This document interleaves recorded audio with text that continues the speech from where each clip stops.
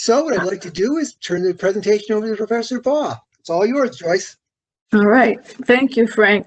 Good evening to everyone. And first, I want to say thank you to the Clarke Library team, especially to Frank Bowles, to Brian Whitledge, and Krista Clare for inviting me to give this presentation and for arranging the logistics to make it happen. I guess you've heard that we did have some logistical technical problems earlier, but thank goodness they fixed that all up. And I just think putting an event like this together in the time of COVID is difficult to begin with. I'd also like to thank those of you who have joined us tonight. I want to begin by noting that I'm by no means an expert on the history and politics of Detroit. What I do know, I learned during my research for the book on the Milliken v. Bradley school desegregation case, which was began in 1970, decided by the Supreme Court in 1974. Now, for many years, critics have not been very honest about the reasons for the racial inequities that exist in Detroit. The conventional wisdom has always gone something like this. Everything was fine until the 1960s. And then President Johnson's Great Society programs increased welfare and destroyed the work ethic. Then the 1967 racial uprising devastated the city. And then things got even worse after Coleman Young, Detroit's first African-American mayor, was elected. But these explanations really are not accurate at all. So my focus tonight then is going to be on the interaction among segregation and discrimination in housing, in education, and in employment over many decades in the city of Detroit. Because these factors, I think, go a long way in explaining the inequities that continue to make life more difficult for Detroit's residents. I've put the outline out for you, hoping that that will help make it a little bit easier to follow along with the presentation. But we're going to begin with housing, which in many respects to me is sort of the key to everything. Now, you might be surprised to know that from the mid-1800s through about the early 1900s, Detroit's Black residents generally were not tightly concentrated in all Black neighborhoods.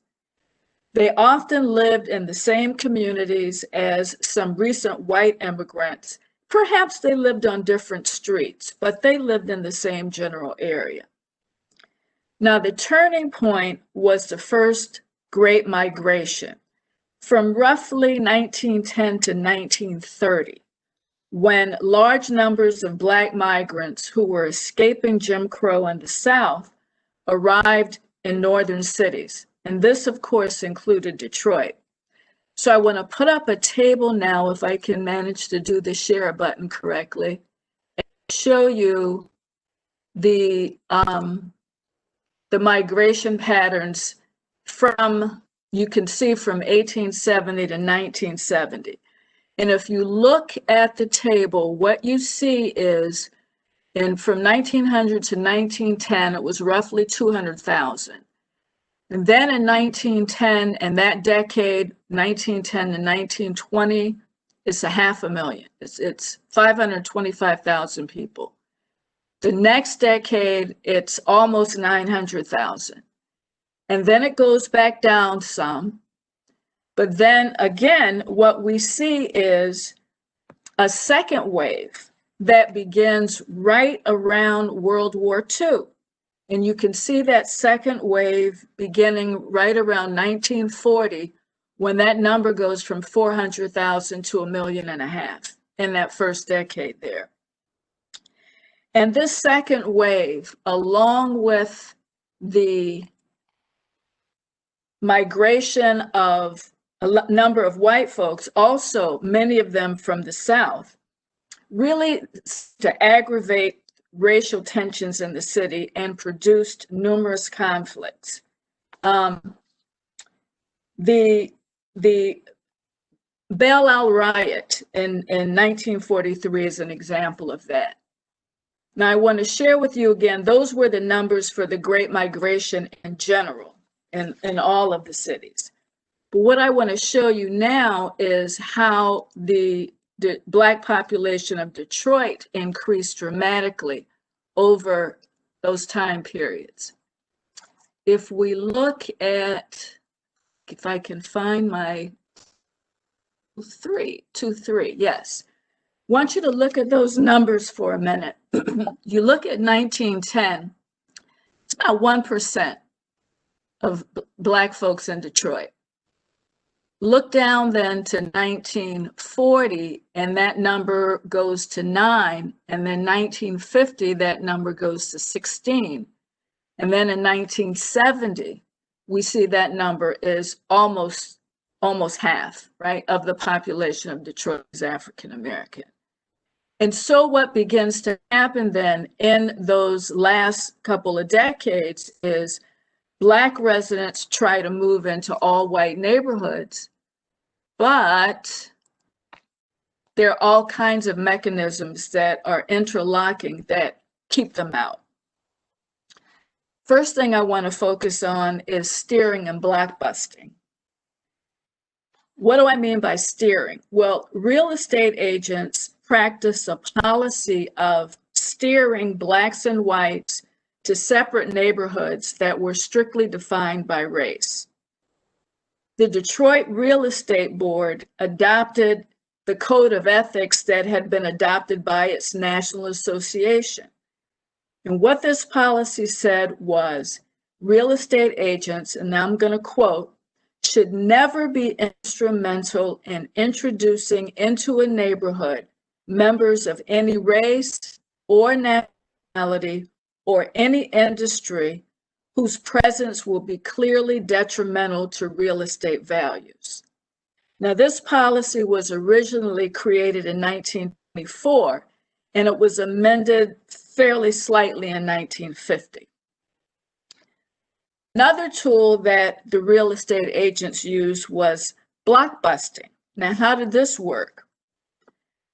After helping a Black family move to an all-white neighborhood, thus breaking or busting the block, these real estate brokers would then inform the white homeowners in that community that their property values would decrease. So they create a panic among the white residents, among the white homeowners, and they persuade them then to sell their homes at lower prices, and then they turn around and resell those same homes to Black buyers at higher prices. So as more homes changed hands, the racial character of the neighborhood changed as well. So you see, with blockbusting, what happens is neighborhoods shifted from all white to predominantly Black to all Black within a short period of time. And unfortunately, what would usually follow that shift was a decline in public services being provided. What other kinds of mechanisms? Well, in 1917, the United States Supreme Court invalidated local segregation laws. There were communities that, as we know, had on their books laws that specifically required segregation. Once the Supreme Court struck that down, restrictive covenants became the tool for ensuring residential segregation. What are restrictive covenants? Well, they were private contracts made among property owners which specified that the buyer and the seller may not sell or lease the property to Blacks and sometimes other groups, usually it would be Jews or Catholics, for a certain period of time. And provisions in those covenants, in those contracts, called for the courts to enforce them if they were violated. This issue of restrictive covenants went to the Supreme Court in 1948 in two cases. Interestingly, one from St. Louis, Missouri, but the other one from Detroit. Now, the justices did not invalidate the covenants themselves, right? There had been an earlier case where they said it's only state action that determines whether a restrictive covenant is illegal, is unconstitutional.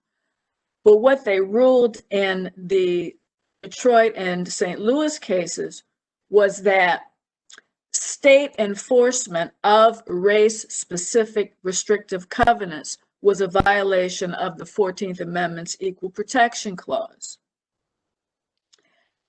Now, the Supreme Court's ruling didn't mean the end of this practice, however. Restrictive covenants continued to operate both in the city of Detroit and in the suburbs. In fact, the federal government advocated that these agreements be honored in the appraisal process, especially for suburban homes. And this is when the suburbs took off in the 40s, 50s, and 60s.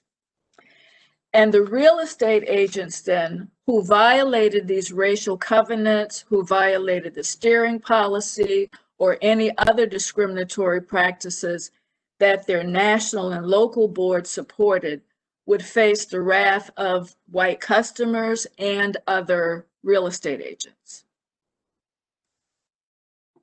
But I think the most important development in terms of creating this rigid pattern of housing segregation in the United States was the federal government's creation of the policy that we know as redlining. And I'm sure some of you have heard that term. So how does that work? Well, in 1937, the Federal Housing Administration instituted a rating system for determining the risks that would be associated with granting and guaranteeing loans to neighborhoods and cities across the country. And that system was based on 4 categories of neighborhood quality. And they had, a letter and color code to go along with it. So the first category was coded A and colored green. The second category was B, colored blue. The third category was C, colored yellow, and the fourth category was D, colored red. Well, the first and second categories, and these were all white communities, received the lion's share of the loans. But every neighborhood with a Black population, no matter how small, could be just one family, a few families, was placed in the bottom category, that fourth category. That category was coded red, and then it was drawn, the lines were drawn on color-coded residential security maps. So that's how we get the term redlining. And this practice of redlining really occurred throughout the country in metropolitan areas everywhere. And Detroit then had its share of this. In addition to the Fair Housing Administration rating system for those loans, it was also adopted in the Veterans Administration's housing programs that had been authorized in the GI Bill after the war. Now, both of these housing initiatives, the Fair Housing, the FHA and the VA, generally favored suburban development. And because they were based on redlining, they encouraged racial segregation. The FHA provided substantial loans for the construction of new homes in the suburbs, but not for purchasing or remodeling homes in the central city. So in effect, these programs provided great benefits to white families in the Detroit metropolitan area, but not to their Black counterparts.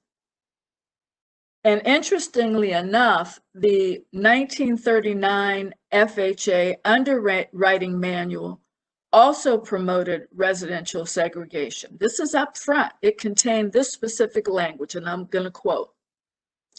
If a neighborhood is to retain stability, it is necessary that properties shall continue to be occupied by the same social and racial classes. And so private builders and developers who were relying on the availability of the FHA and the VA loans for prospective home buyers complied with these racially restrictive practices. That's just how it was done. A primary example of this is one that probably will be familiar to many of you, and that is the Burwood Wall in the 8 Mile, Wyoming area.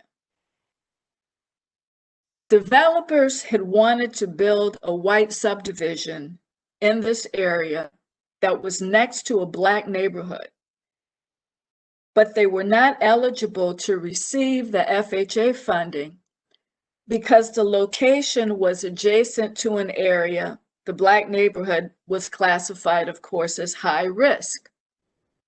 So what was the solution? What did they have to do? The solution was to build a 6-foot concrete wall on the property line that separated the two neighborhoods. Once that wall went up, the mortgages on the white properties were approved, and those areas were developed, and white families were able to purchase homes in that community while their Black counterparts were not able to do so. There were other mechanisms, both public and private, that really perpetuated segregated housing. Let's talk about highway development for a few minutes. You know, we think about the interstate highway system as a marvel, and I do. Every time I travel, I think about in the United States, from state to state, within state, you know, I think about what a tremendous benefit this is to the citizenry. And we know that the interstate highway system began during the Eisenhower administration from 1953 to 1961.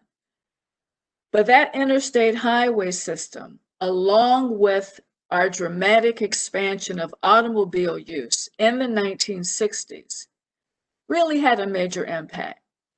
It made it possible for whites who worked in the city to live in the suburbs. In addition, some of these federally funded highway projects removed African Americans from certain neighborhoods and segregated them elsewhere. And this is really, you know, again, in many cities across the country, not just Detroit. But in Detroit specifically, there were federal and local highway projects, even before the high interstate highways, federal projects that resulted in expressways that had a major impact on the city and on the suburbs, right? And then we have, of course, the interstate highways. So we've got densely populated Black neighborhoods being destroyed in order to make room for the Chrysler Freeway, the Lodge Freeway, the Ford Freeway. And the problem is that this was done without providing sufficient alternative housing for the residents who were displaced. At the same time, these expressways, again, allowed for white suburbanites to be able to commute to their jobs downtown, to recreational facilities in the city, while, again, they could maintain their racially exclusive communities in the suburbs. In addition to the highway development, in the 1950s and 1960s, we also had urban renewal programs that, I mean, in some ways, you know, when just listening to the name urban renewal, it really sounds like you're going to do something very good, very important for those communities. But many of those programs proved to be quite devastating to Black neighborhoods. Because what would happen is they would condemn, and they did condemn, large areas of Detroit where poor and working class Black people lived in order to make room for private development of middle class housing.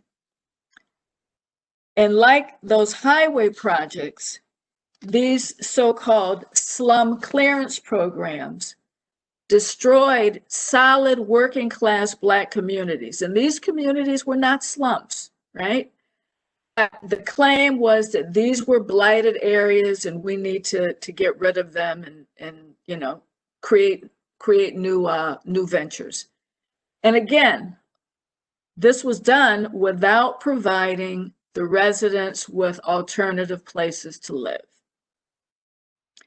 So, what is the solution to this displacement? Well, the primary means becomes the construction of public housing developments. And we all know the difficulty that public housing developments have created in terms of not providing sufficient services and things like that for the people who live there. So, but even before the urban renewal projects in the 1950s and 1960s, there was already significant conflicts over using public housing developments to deal with housing shortages. That was one of the ways that when we had, you know, so many people coming into the city of Detroit and we didn't have the housing stock to accommodate them, public housing was seen as one of the ways to deal with that. And so under the New Deal, President Roosevelt provided federal assistance for building low-income housing. But the problem was that the implementation of these programs was left to local officials who generally maintained a posture, we need to continue to maintain racial segregation in these developments.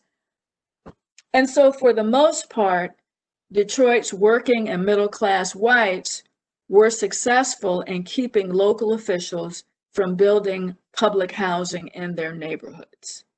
Okay, so that's really sort of the ramifications of housing, of how we get a city that is so divided by race. We get it in large part through housing. Now, what about education? What about education?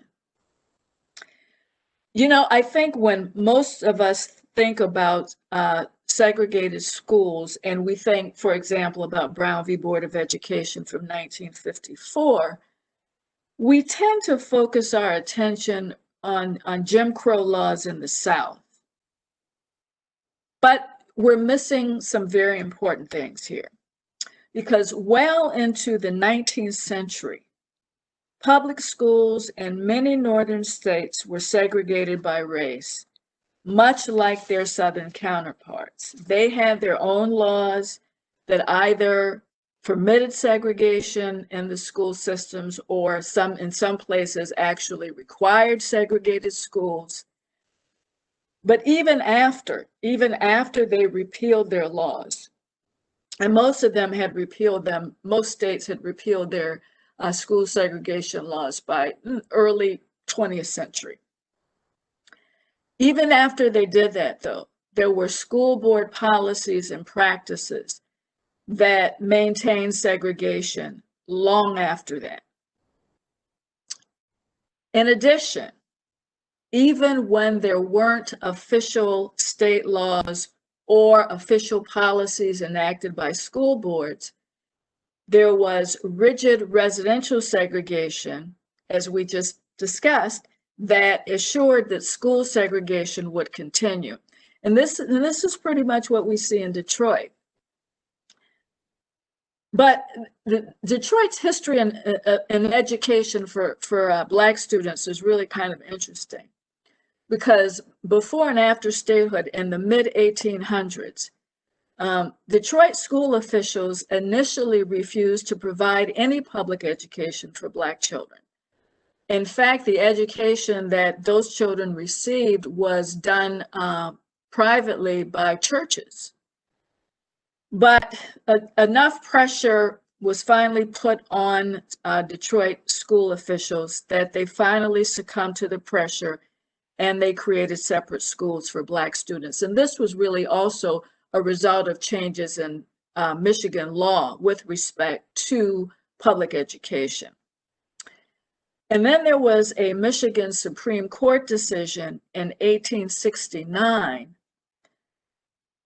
along with continued pressure from the Black community and from their white allies, that finally led the board to change policy toward some level of integration. And it's kind of a complicated story, which I don't really want to get into here. But after this, really for about the last 3 decades of the 19th century, the 1870, 1880, 1890s, into the early 1920s, Detroit schools were integrated. But by the mid-1930s, thereabout, the school system was becoming resegregated because of two main factors. Number one, those changing housing patterns that came especially because of restrictive covenants and the real estate practices. And two, specific actions taken by the school board and state authorities. Now, if you think about it this way, we have long had a tradition and a practice of operating neighborhood schools, right? Everybody wants to have, their children go to school in their neighborhood. But if the neighborhoods are segregated, then the schools are going to be segregated. And there's a really interesting connection between housing and education that came out in one of the pieces of evidence during the Milliken case. The plaintiffs in that case introduced a map, and everybody, when I was doing the book, when I was interviewing people, everyone who was around and who knew the case and were in the courtroom or whatever, remembered this map. This was a 10 by 20 foot map of Detroit, and it was color coded. And this map basically showed that housing in the city was almost completely segregated. So I had this big map, and then they had some overlays for the map that demonstrated how the high school boundaries always coincided with the residential boundaries, even as housing patterns had shifted over several decades. I think they've started the work looking at these patterns from 1940 to 1970. So, every time white residents moved, and Black folks moved, there was a line of containment. And the school lines were drawn in to reflect that. So that's the housing piece with respect to education. But what about the roles of the local school boards and state authorities? How do they help to create and maintain segregated schools? Well, let's look at school board policies in Detroit School Board. First of all, they drew attendance boundary lines to promote one-race schools, single-race schools. The patterns of building and locating new schools was segregated. You only build new schools in areas where they're going to be of one race. They used feeder patterns, FEEDER, feeder patterns to create and promote segregation. And what I mean by that is the way the districts are drawn is you have to assign your students in elementary schools in a certain way, and then determine then those zones for where they're going to go to junior high. And then you do your junior high schools, attendance zones to determine where your high school attendance zones would be. Okay? Those in ways that promoted segregation. And then in those neighborhoods that were experiencing racial transition, that is, the schools were going to be predominantly Black, and the tipping point was right around 40 or 50%. But what they did in those cases was they created optional attendance zones in those neighborhoods so that white students could leave. They implemented transportation practices that also created and maintained segregation. For example, if you had overcrowding in Black schools and they needed to be bused to different schools, well, they would be bused past white schools that were closer in location to their communities and that had available space to a Black school somewhere down the road instead. How did the state contribute? Well, the state subsidized school construction in the suburbs, right, which again creates those divides because Black people aren't living in the suburbs. And then they also provided transportation funding for suburban schools, but not for Detroit schools. And they permitted a lower bonding authority for Detroit schools than for other districts, so that, you know, even if you wanted to raise additional funding for your school, it was quite difficult to do that. And this lack of funding, of sufficient funding for public education was critical. And see, one of the things that was happening by the early to mid 1960s is that white voters began rejecting millage and bond increases. In 1964, for example, they rejected a bond proposal for school construction. And this was in the first election where the majority of the students in the district were Black, but the majority of voters were white. Okay. Now, all of this stuff was happening, but, you know, there were people pushing for reforms in the school system, right? And from really beginning in the 1930s, as things started to shift back towards segregation, Black parents, civil rights organizations, and their white allies really worked hard to bring about some reforms. Excuse me. Reforms of school curricula, of the hiring of teachers and principals and other administrators, those kinds of things. But also they were promoting integration in the schools. And, you know, they weren't seeking to desegregate Detroit schools because they believed that Black children needed to sit next to white children to learn. That wasn't the case at all.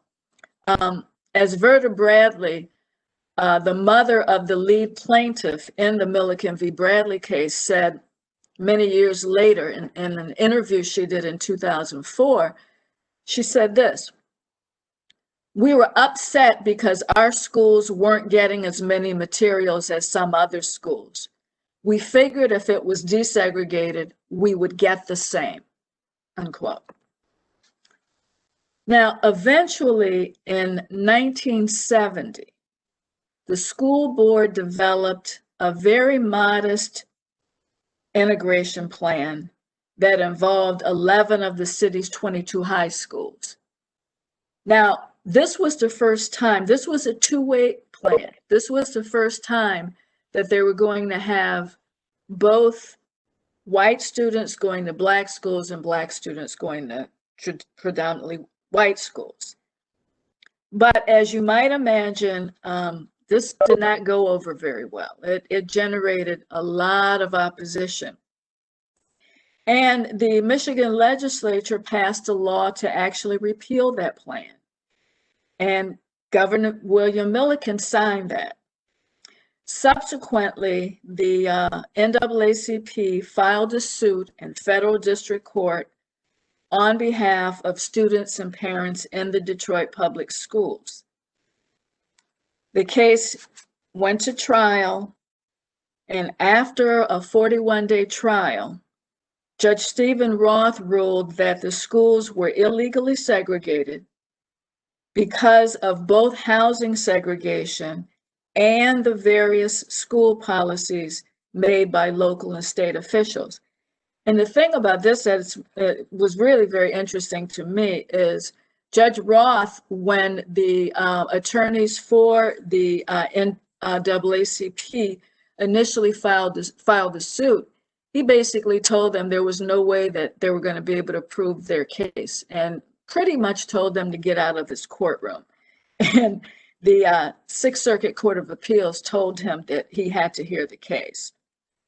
But after he made the decision that there was illegal segregation, and many people think, I mean, there was a lot of evidence brought forth by the plaintiff's attorneys, and also many people attribute some of that to the map, that he saw that map day after day after day over 41 days, and he could not reject any longer the idea that there was serious segregation both in the housing and the schools in Detroit. So after he made the decision, he then directed the parties to the case to come up with some proposals for a remedy. And they did that, went back into court, and he looked at the various proposals and decided that the only remedy that would be effective in desegregating the Detroit public school system was going to be a metropolitan-wide plan that would include some of the suburbs. And the reason he did this was because by the time the case was filed, the district was now 70% Black. And so a plan limited to Detroit would not result in any meaningful desegregation. You know, you would just be moving Black students from one predominantly Black school to another predominantly Black school. The case eventually reached the Supreme Court, and unfortunately, the Supreme Court overturned his decision. And this was the Milliken v. Bradley case in 1974. The vote in the case was 5-4. It was very close. Now, the thing about this ruling that was disturbing to me was that the majority refused to even consider the relationship between housing segregation and school segregation. And there was just a tremendous amount of evidence that showed this. What Chief Justice Berger said instead was that the suburban districts could not be included in the remedy because the plaintiffs had not shown that suburban school officials had passed specific policies to segregate their schools.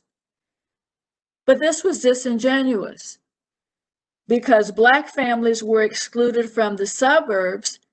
There were few, if any, Black students available to even attend those schools.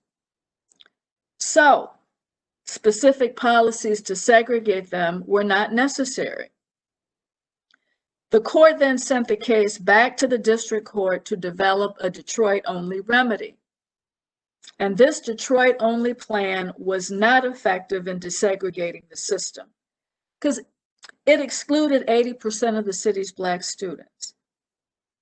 Now, the plan did include some temporary funding, additional funding, but this was insufficient for a system that was already in dire straits financially. And defeats of school millage increases were continuing, including one that occurred just less than 2 weeks after Milliken was decided. And many scholars and commentators would argue that, have argued and continue to argue, that the Supreme Court's decision in the Milliken case really helped to accelerate white flight to the suburbs that had begun in the 1950s. And this was precisely what Justice Thurgood Marshall had warned in his dissent in the case. Finally, then, we go to the third area, and that is employment. We're going to look at employment discrimination and economic decline. As you all, I'm sure, learned, Detroit was the arsenal of democracy during World War II, right? We were the place that, or Detroit was the place where the wartime production really increased our ability to win that war. And this production boom, then, this wartime production boom, created unprecedented job opportunities, including for many of those Black folks who had migrated from the South. But Black workers in general, not just in the wartime production, but across various industries and employers, were really subjected to serious discrimination and to job segregation. Let me just talk about a few areas. First, the skilled trades, electricians, carpenters, masons. Black folks in these occupations were basically excluded from the unionized jobs that provided the best wages. Those who worked in the steel industry were concentrated in unskilled and semi-skilled jobs, especially the dirtiest jobs, where again, the wages were lower. When it came to city employment, they were confined to low-level clerical work, to transportation jobs, and to primary education. The fewest opportunities for African Americans at this time in Detroit were in the chemical industry, very difficult to get employment there, in the small automotive plants, in the machine and tool companies, in the breweries, and retail sales, and especially in the building trades construction industry. So we had this big boom, right? But by the end of the 1940s, that boom begins to turn to bust as the number of manufacturing jobs decline. Between 1947 and 1958, there was a decline of nearly 40%, from 338,400 jobs to 204,400 jobs. Well, what were the causes of this decline? Automated assembly lines, right? And the factories in Detroit had been quite labor intensive when when automation came, jobs were lost. The big three auto plants in Detroit, Chrysler, Ford, and GM, closed or downsized many of their plants in Detroit, and then they constructed new plants in the suburbs and in other states. And that had, again, a ripple effect. When the big three left, other auto-related companies also left. Machine tool companies, metalworking companies, parts manufacturers. And then you had the shift of the federal military contracts that had been going to Detroit, started going to other cities in the Midwest and in the Sun Belt. And the elimination then of entry-level manufacturing jobs, which had been the way for those Black residents to try to move up, that elimination was really, really devastating. And working class whites and middle class whites who could afford it moved to the suburbs. African Americans, by and large, could not. Even if they had the resources to move, the discriminatory measures I discussed earlier kept them out. And I have one more table I want to share with you, and that table shows the suburban, so you get a sense of what I'm talking about. If you look at the figures from 1900 to 1970, you see there's always big gaps between the number of whites and blacks living in the suburbs. But in particular, look at 1970, the very last one. So you have 2,668,000 people who are living in the Detroit suburbs, and less than 100,000 of them are African American. And this is the same year that the Milliken case begins. And so why is this important? Why am I talking about that? Well, when the working and middle class white families fled, when the important industries and employers fled, this dramatically affected the tax base. So with a very limited tax base now, the revenue that's available for city services is reduced dramatically, including revenue for public education. In the final analysis then, the racial inequity, the color line that continues to exist today in Detroit is the result of many decades of segregation and discrimination in housing and education and employment. And this color line affects the well-being of Black Detroiters in relation to many other aspects of their lives: the criminal justice system, healthcare, the environment, food, right? The food that exists because there aren't grocery stores that offer fresh food and things like that. And I think we can clearly see the impact of the color line, of the continuing color line, through the pandemic that has ravaged our nation, especially as it wreaked havoc in Detroit, particularly earlier this year.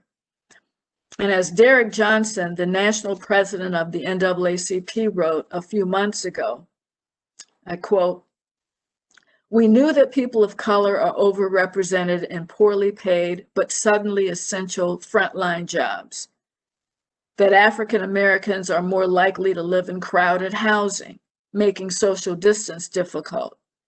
We recognize that Black people tend to live in highly polluted neighborhoods, resulting in higher rates than white people of the respiratory conditions that make patients most vulnerable to dying from COVID-19. It wasn't a surprise to many of us that the shortage of hospitals and healthcare providers serving our communities, combined with biased assumptions that led doctors to undertreat Black people's pain and heart attacks, would result in African Americans finding it harder to get tested and treated," unquote. And I would add this with respect to education. Many Black parents in Detroit face a dilemma. Do they send their children to school and risk their health or lives? Or do they opt for online learning, which likely will put those children farther behind? Finally, the burning question for me then is, how will we as a state and a nation respond? Thank you. Thank you, Joyce. That was wonderfully informative. It's a sad and a terrible history, but an important history for people to share. Those of you who are listening, I don't have any questions, so I'm hoping one of you will come through. But while we're waiting, Joyce, you posed the question at the end of your presentation. Do you want to try to answer it? Well, I think what I would say I would begin is that we actually have to begin by acknowledging the problem. And I think, one of the things we just still have all of these myths going around about, how this happens. And, this is just because all of those people in Detroit are lazy and they don't want to work, and on and on and on and on. And, we fail to acknowledge the issues here. And if we could actually begin to acknowledge, but then we have to figure out how to provide resources and ways that will that will help deal with some of the problems. And I guess I believe that the resources are there, but the will hasn't been there. And if we could somehow summon the will, and I just keep hoping that, maybe what's happened with the pandemic, and maybe with so many people also finding themselves in dire straits, and they've lost jobs, they've lost wages, they have issues with healthcare, a whole range of things, that perhaps there will be a new focus on trying to figure out ways that we can make life better for all of our people. One hopes you're right. I mean, I think you're quite right. One of the things we have to do is create a common base of information and knowledge so that we can move forward. And that's not there yet. And presentations like this hopefully help begin to create that base. I have a question. Is there a place for integrated charter schools in the Metro Detroit area as a solution? Well, to me, it depends on what you mean by charter schools too. One of the things that we know, for example, is that for-profit charter schools in particular, don't really do anything. They haven't been very successful in reducing some of the education gaps. That they haven't done much more, in some cases less than traditional public schools. And I just worry that we should just, rather than trying to push the resources into these charter schools, if we could just manage to fund the public school system adequately, we wouldn't have a need for the charter schools. Okay. I'm looking. I don't have any other questions, so we're going to wait for a minute or so and see if somebody is going to type something in here. If you're just got that one question you've been meaning to ask, go ahead and ask it, because if not, we're going to say goodnight pretty soon. But yeah, I have to say, Joyce, I grew up in Detroit in the late 60s and early 70s, and it was what you're describing. I would not have understood it as a teenager. I mean, it just didn't sink in. It was that knowledge base wasn't there. It just wasn't there. Well, for me, as Frank, I grew up in the South. I went to Jim Crow school through 4th grade. So when I came up north, as we say down home, when I came to first Ohio and then Michigan, because I went to grad school at Kent State, so met a number of students from the Cleveland area and Akron area, and growing up, we just kind of were told that things were so much different, in the North, and coming to Ohio and then coming here to Michigan. And, I taught con law. So one of the cases I taught was the Milliken case. And it just blew me away when I would do that case. None of my students from the Detroit area, Black students, white students, none of them had any clue, had never heard of this thing. And, and that's when I knew, this case really needs to be explored and needs to be written about. And I just got lucky that the University Press of Kansas had this series that, involved landmark cases and their impact on the American system. And I was able to write this book. And in writing that book, then I got a very, very good feel for how this all happened. I didn't understand or know all of those connections between the housing and the education particularly.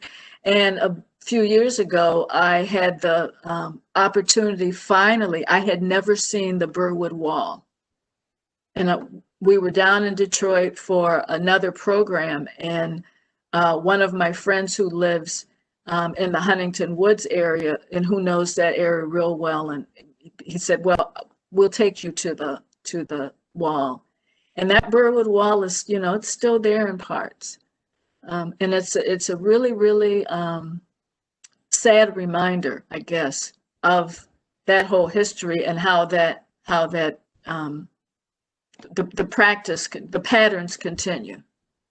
Well, and suddenly questions are showing up. I think we just had to ask. One question asks about the traditional segregation in the skilled trades industry, wondering how that if that continues, and if so, how is that playing out in contemporary construction? If you know, and if you don't, that's fine. I've got some other questions. I'm not sure about that. I know that there are still some conflicts, but I don't know that that there's the same kind of exclusionary practices that there used to be. One of the last ones I remember was a case out of New York in the 1980s. I believe the Supreme Court had to deal with one involving folks in the trade unions who were excluding Black and Latino workers from the unions, and that was the way. Again, that was the way that you got jobs and you got employed. Sure. But in terms of any more specific than that, I don't know. Oh, that's fine. Another question for you. You of course talked about Milliken versus Bradley in the Detroit area, but were there other metro areas and other cities where instituted similar busing programs and then pulled back, either because of Milliken v. Bradley or just pulled back for other reasons? There are cases in Dayton and Delaware. Actually, one of the main ones that was successful and then was pulled back because of later Supreme Court decisions after Milliken was a case out of Delaware. I've got my book real quick. I want to see if I can find this. But what basically happens, Dayton, Columbus, and Wilmington were the three main cities where you had legal developments related to the Milliken decision. And what ends up happening is by the time we get to the mid-90s and into the 2000s, the Supreme Court issues a number of decisions that really are, most people who study this stuff refer to them as the resegregation decisions. In 1991, a case out of Dowell, where was Dowell? Oklahoma, I think. And Oklahoma, one out of Georgia, and one in Kansas City.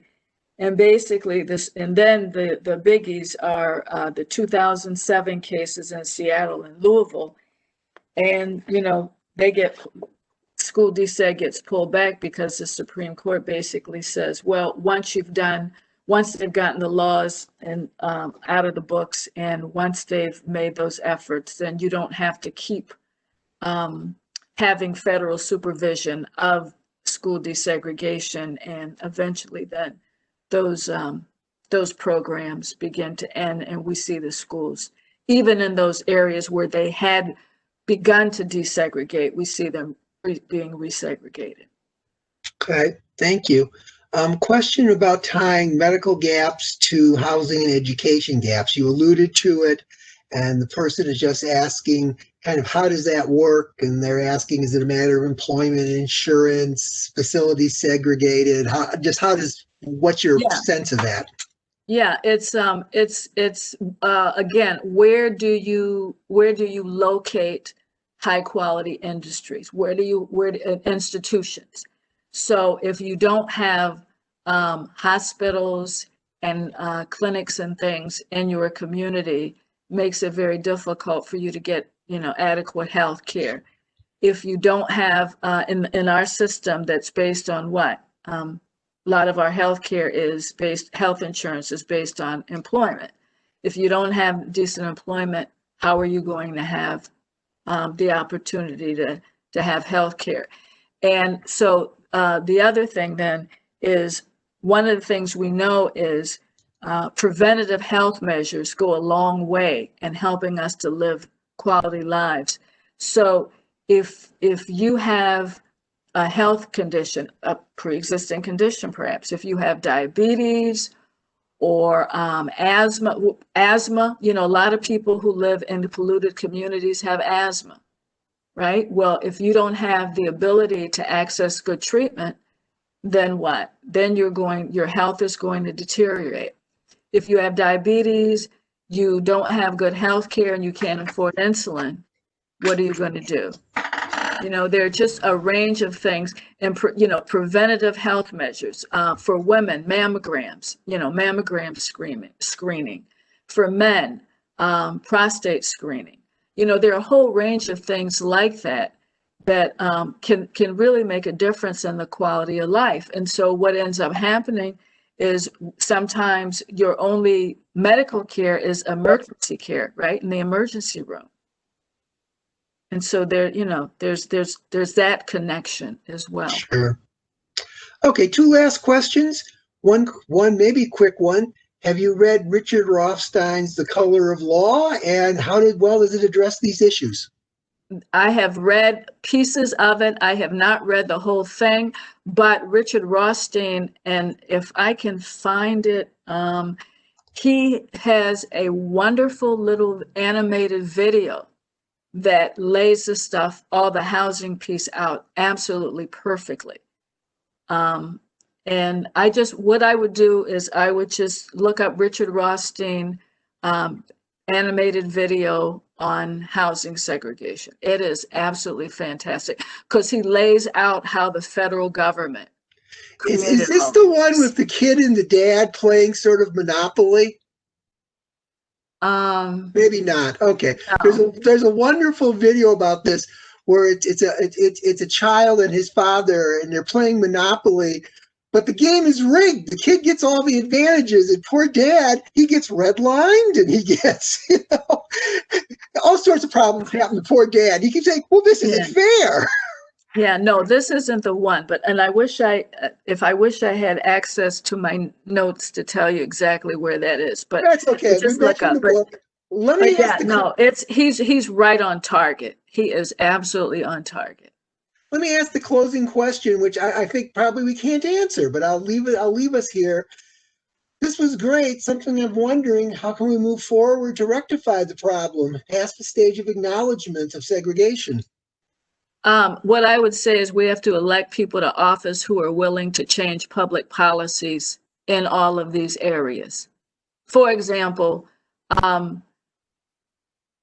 policies actually utilizing the Fair Housing Act to provide for incentives to communities that want to desegregate, and that providing for I guess a carrot and sticks approach, providing for penalties for those communities, for real estate, for realtors and all kinds of developers and stuff who continue to engage in practices that are segregative. In education, like I said, maybe we find a way to rethink how we even draw our school district lines within the state.